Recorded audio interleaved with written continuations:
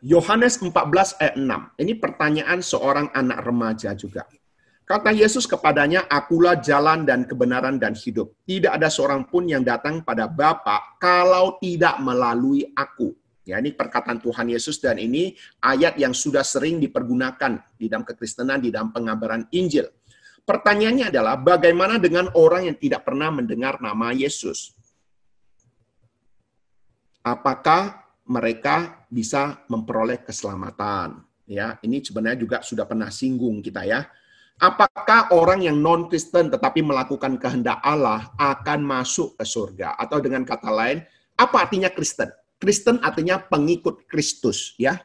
Nah, Kristen artinya pengikut Kristus. Apakah orang yang bukan pengikut Kristus tetapi melakukan kehendak Allah akan masuk surga? Nah, ini menjadi pertanyaan kita. Untuk menjawab ini, saya butuh beberapa ayat lah ya. Sebenarnya ini hanya melengkapi dan mengingatkan kita kembali saja. 1 Timotius 2 ayat 5 berkata, karena Allah itu Esa. Esa artinya apa? Esa artinya satu. Ya, Esa artinya satu. Karena Allah itu satu, dan satu pula dia yang menjadi pengantara antara Allah dan manusia, yaitu manusia Kristus Yesus. Kalau kita percaya Allah itu satu, maka kita juga mempercayai bahwa keselamatan sebagai pengantara antara Allah dan manusia hanya satu, yaitu Kristus Yesus. Kalau ada keselamatan lain, tapi Tuhan Yesus harus mati di atas kayu salib mengorbankan nyawa, maka kita katakan Tuhan Yesus tidak bijaksana. Wong masih ada jalan lain kok, harus korban nyawa. Justru kita mengerti tidak ada jalan keselamatan lain, Tuhan Yesus mengorbankan nyawanya bagi kita untuk menunjukkan apa.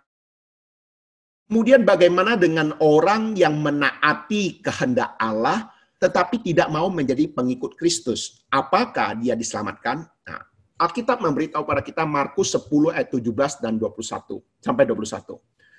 Pada waktu Yesus berangkat meneruskan perjalanannya, datanglah seorang berlari-lari mendapatkan dia dan sambil bertelut di hadapannya ia bertanya, "Guru yang baik, apa yang harus kuperbuat untuk memperoleh hidup yang kekal?"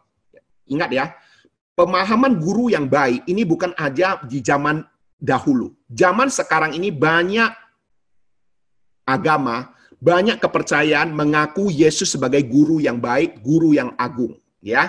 Nah, ini kondisinya sama ya seperti sekarang. Ketika orang ini bertanya, jawab Yesus, "Mengapa kau katakan aku baik? Tak seorang pun yang baik selain daripada Allah saja."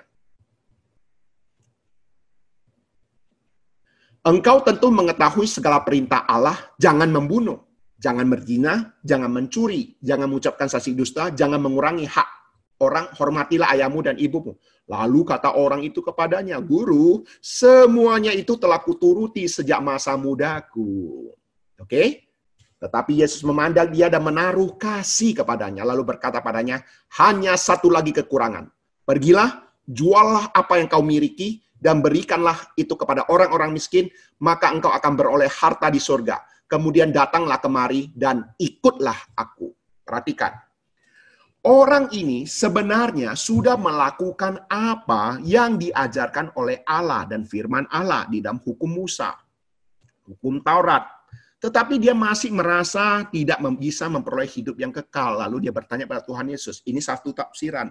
Tafsiran lain sebenarnya dia ingin mendapat pujian daripada Tuhan Yesus, gitu loh. Maka dia puji Tuhan Yesus terlebih dahulu sebagai guru yang baik, gitu loh. Tetapi ternyata Tuhan Yesus mengetahui kelemahannya. Ini bukan berarti untuk menjadi pengikut Kristus harus menjual harta, bukan. Ini menunjukkan kepada kita bahwa orang muda ini ataupun orang ini lebih mementingkan hartanya daripada, lebih mementingkan uang daripada Tuhan. Sehingga Tuhan Yesus menyuruh dia menjual apa yang dimiliki dan bagikan pada orang miskin. Tetapi inti daripada hal ini apa? Ikutlah aku. Jadi sebenarnya untuk memperoleh hidup yang kekal apa? Bukan sekedar melakukan, tetapi mengikut Kristus. Percaya Yesus Kristus. Beriman kepada Yesus Kristus. Jadi jawabannya, apakah orang yang melakukan kehendak Allah tanpa percaya Tuhan Yesus diselamatkan? Jawabannya tidak.